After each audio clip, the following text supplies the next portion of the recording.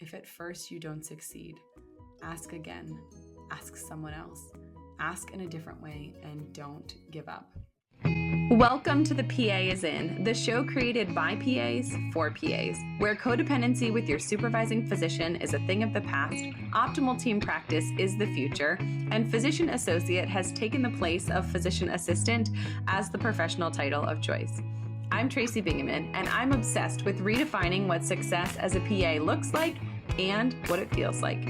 Here you'll find the mindset shifts, systems, and processes I use to escape healthcare burnout and integrate my work into my life. Work-life balance is a myth, and an integrated life where you thrive professionally, not a balancing act, is the goal here. My mission is to help you to grow into a unicorn PA who loves their job, has abundant energy, time to spare, and work-optional financial freedom. The PA is in.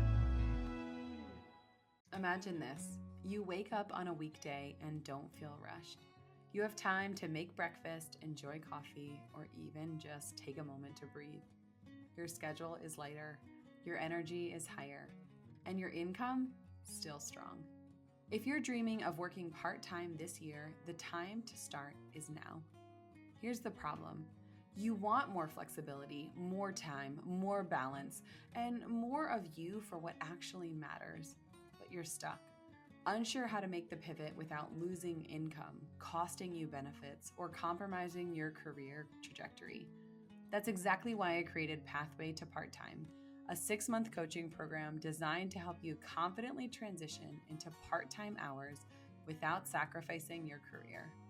And great news, I'm extending enrollment until April 8th, the date of our first coaching call. After this, the next cohort won't open until the fall. If you want to be part-time by the time the school year starts, this is your moment. What you get inside the Pathway to Part-Time group coaching program is 6 months of monthly group coaching calls to guide you through every step of this transition to part-time medicine. The exact roadmap to negotiate your part-time role while adding value and decreasing your hours, accountability and support, because you don't have to figure this out alone.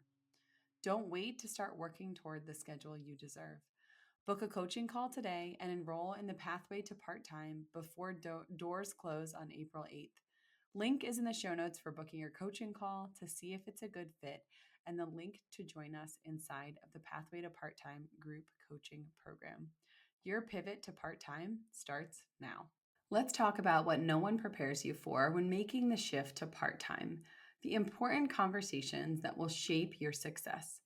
Maybe you're dreaming of more time with your family. Maybe you're feeling burnt out and craving balance. Or maybe, like so many of my clients, you just want control of your time again. But before you submit that request for a part-time schedule, there are 4 conversations that you must have. Because adjusting your work schedule doesn't just impact your paycheck. It impacts your career, your finances, your relationships, and even your personal and professional identities.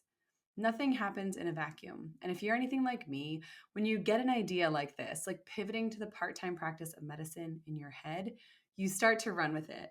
You might get to this point where you're all the way down this path in your mind to living your best part-time life, and your partner or your employer or both, they have no idea.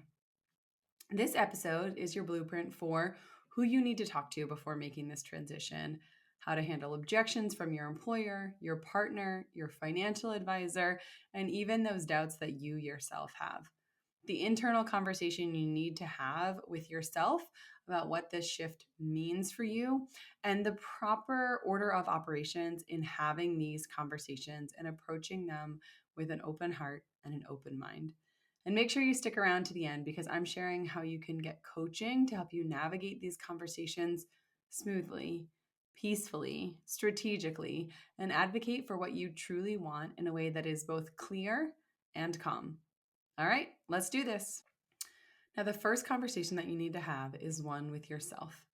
This could very well be the hardest conversation, or even just the biggest hurdle, because it forces you to confront your deeply held identity. I thought about putting this conversation with yourself and this discussion about your motivations last, after things like talking to your partner, talking to your financial advisor, and even sitting down and having those important conversations with your employer. But then I realized that this is quite possibly the most key, most important piece of this puzzle. Taking a moment to reflect on your life, your unique motivations, your passion, and your purpose in practicing medicine is the first best step towards pivoting to the part-time practice of medicine. Ask yourself, who am I when I'm not a full-time clinician? Will I feel like I'm contributing less or falling behind in my career? Will this part-time pivot negatively impact me being able to achieve my career goals? Are we talking about a temporary pivot or a forever change? Do I see myself going quote unquote back to full-time work at a specific point? How do I redefine success if it's no longer tied to working full-time hours? Going part-time isn't considered stepping back or pressing pause or even stepping out of this profession that you have trained hard to achieve and this job that you have worked hard to land. Going part-time is stepping into a season where your job fits into your life better. So think about and write down at least 3 reasons why this shift is the right move for you. When doubt creeps in, when you're sitting down to have one of these difficult conversations, come back to this list and remind yourself of your motivations. Take some time to think about what a day in the life or a week with your ideal part-time work schedule would look like. What would be different? How would you feel? In what ways would you be able to show up better and more authentically you if you had to spend less time at work? If doubts are really holding you back from making this change, make sure you don't miss episode 313 airing next. Make sure you're subscribed. In that episode, we're going to walk through an exercise all about overcoming and addressing those fears and doubts and walking down the path of, okay, what if the worst case scenario happens? But what if it goes well? And what do I think the likelihood of these negative outcomes are in making this transition? Conversation number 2, talking to your partner. This is likely the most emotional conversation of the 4, except maybe that first conversation where you were talking to yourself and unpacking your motivations, because your partner might have significant fears about finances, about how this is going to affect your lifestyle and the impact on your career, yourself, and even your family. Opposites do, in fact, attract. So even in a relationship where your partner is unbelievably supportive, you need to get them on board with this transition. And in order to do that, you need to help them see it from your point of view and understand your motivations while addressing their concerns. So let's start first with addressing their concerns. So instead of doing something which I am well known for doing, just ask my husband, and saying something like, I'm going part-time because I need this. I'm so freaking burned out. There is no possible way I can keep going like this. Get on board or get out of my way. Start with, I've been thinking a lot about how my job impacts our family. I want to explore a change that benefits all of us in going to part-time work. If I worked part-time, I would be able to do X, Y, and Z, to pursue this interest, to get the kids off the bus, to do a side hustle. But I want to hear your thoughts first. What concerns do you have about me switching to working part-time? And then be quiet and actively listen to your partner and let them have an opportunity to share the concerns that they have. In acknowledging their concerns first and in opening this up, it turns this conversation from this decision that you've already made and you're all the way down the path into executing into a discussion with 2 active participants. And let them share their concerns and acknowledge and validate those, but also be prepared with some answers to those concerns. It's important in this conversation with your partner to be clear on the why behind your decision. Are you doing this to reduce burnout and be more present at home? Are you trying to prioritize your long-term career sustainability? Do you still want to be practicing medicine in 10 years, but you simply cannot see that that is a possibility if you continue working full-time? Are you making this move to avoid further resentment and exhaustion? Has your job slid into a space where it's threatening your mental and physical health? Is your job negatively impacting your relationships? Your partner needs to understand your motivation. And oftentimes, once they do, they're more likely to support this transition. They hopefully deeply care about you and your career, as well as your personal and professional wellness. When they see the why that you want to make this transition to part time practice of medicine, they can often get on board with the what, even if there are associated changes to your income or to your family's lifestyle or budget. If finances are their biggest concern, sit down and preview what a part time budget would look like. Keep everything else the same and drop your income for next month budget to what you anticipate you could potentially be earning part time. And show them how that would work, what the monthly finances would look like before you move forward with conversation number 3. Conversation number 3, sitting down and talking to your financial advisor. A financial advisor or sitting down with your partner and looking over your personal financial plan is crucial in evaluating how this shift from full-time income to part-time income will impact you long-term. We adore working with our financial advisor, who also happens to be a former guest and current sponsor of this show, Caleb Pepperday at Advanced Practice Planning. Sitting down with your financial advisor means that they can ask some hard questions about the impact this is going to have on your cash flow, on your investing, on your savings, on your retirement, all of these big, heavy questions that are maybe looming in your mind. But someone who can be a little bit more objective than you, who isn't emotionally tied to this decision in the same way that you are. If you don't have a financial advisor, consider getting one, but also no worries. You can go through these items on your own or in combination with your partner. So I want you to sit down and review a few key financial questions, as well as reaching out to your financial advisor to see if you can get on a call with them to ask them their thoughts and to present this potential plan. How will your reduced salary impact your monthly budget, your ability to save, and your investments? What will happen to your retirement contributions? Do you need to supplement or invest outside of retirement because you're losing things like a 401k match? What benefits will change? Health insurance, malpractice, disability, life insurance, benefits like CME reimbursement or paid time off. What's the worst case scenario financially, and how can you prepare for this? Now, don't get all doom and gloom about this. This is just being realistic about what happens as you make this transition and how you can be ready to tackle that. What is your current emergency fund balance? And what does that equate to in terms of months of household expenses if you had to start dipping into that emergency fund? Now, I want to be very clear here. You transitioning to part-time is not feasible if you need to start supplementing your monthly income with that emergency fund on a regular basis. That is there to provide cushion as insurance just in case something goes wrong as a part of this transition. Do not leave these big financial decisions up to chance. Consider living on your new part-time income for a couple of months and saving the difference to pad your emergency fund in anticipation of this transition. For a more detailed discussion on making sure you're checking the exact right financial boxes, dotting the I's and crossing the T's in terms of your family or household finances, in anticipation of pivoting to part-time, make sure you tune into episode 310.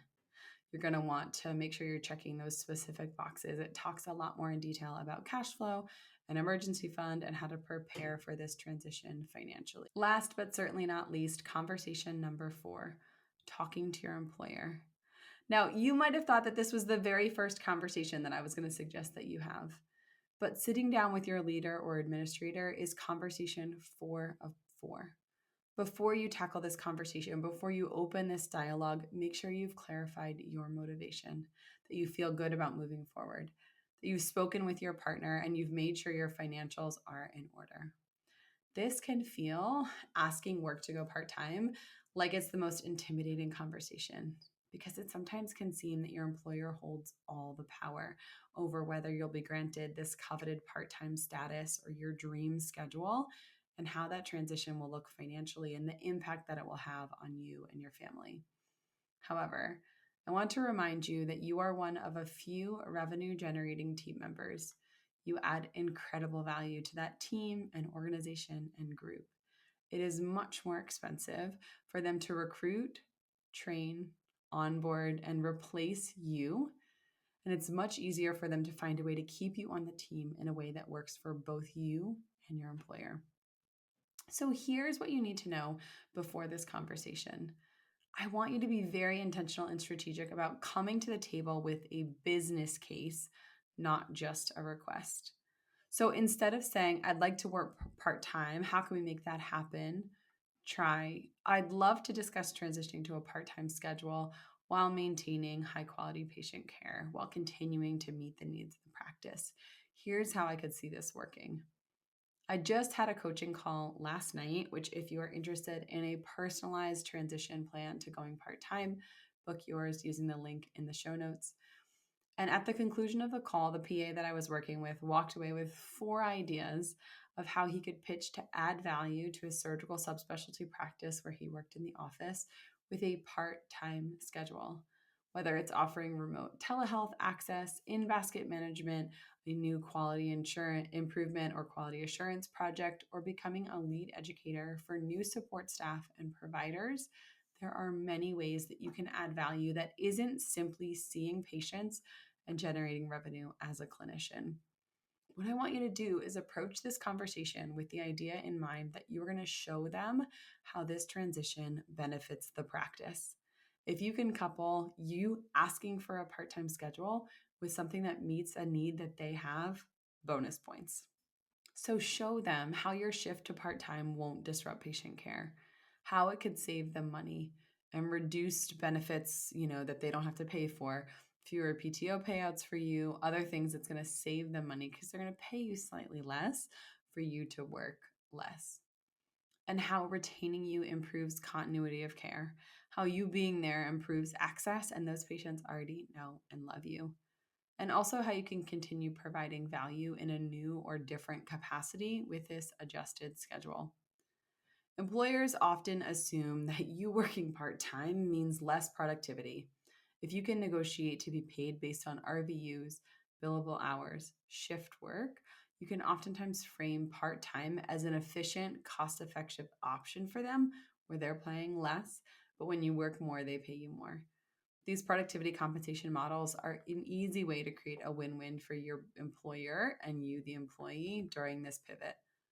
The other way to do this is base plus bonus, where the base is a guaranteed salary and the bonus is based on volumes or productivity.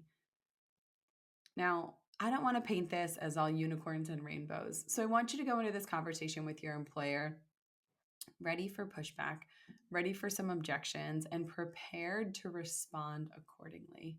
So if they simply say, we don't offer part-time positions, you can respond with, I understand that full-time is the standard structure for providers in our group, but I'd love to explore a more flexible model that benefits both the practice and also improves my long-term commitment to staying here.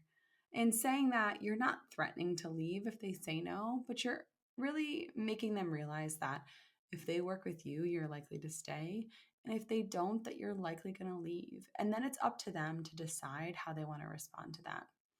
So if they say, we can't afford to keep you here if you reduce your hours, you could say, if we shift my compensation to an hourly pay, to productivity base, or to a base plus bonus, where your base is a decrease, this could actually be cost neutral, where I continue to self-fund my position with my revenue generated, and it could be even beneficial for the practice, where the practice actually makes more money on the patients that I'm seeing. They have concerns about how this is going to affect the rest of the team, and they say something like, this will make more work for others, or the rest of the team is going to be burdened by this. It's okay to say, I want to be mindful of the impact this has on the other providers, of my physician colleagues, of the other nurse practitioner in the office. Let's discuss how to ensure a smooth transition and make sure that there's appropriate coverage. Think about things like results for the patients that you're seeing on your part-time schedule and in-basket management, and come to the table with ideas for how to address those things. The more solutions that you come with, the more you have thought this through in terms of how it will affect the rest of the practice, the easier it is to get this yes from administration, because you're sort of overcoming those objections potentially even before they object in the first place. Now, if you do make this pitch and you get a no, don't walk away. pivot, and come back with different solutions. If at first you don't succeed, ask again, ask someone else, ask in a different way, and don't give up. Before you make the switch to part-time, you have to have these 4 conversations with yourself where you redefine your identity and what success looks like for you, and you really nail down your why. With your partner, where you give them an opportunity to express their concerns and then you show them your why.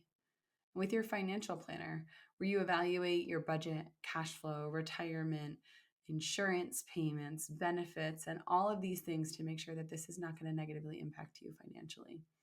And last but not least, your employer, where you are intentional about presenting a business case that is well thought out and evaluates the needs of the practice, where you are ready for some of those objections if they come up.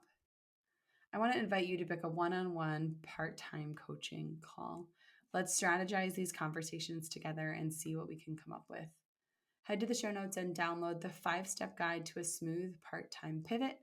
Take that part-time probability assessment, which is linked inside of that guide. It's a little quiz to bring some of these items to the surface and get you thinking about where you are in terms of the probability of them saying yes to a part-time pitch at your current employer.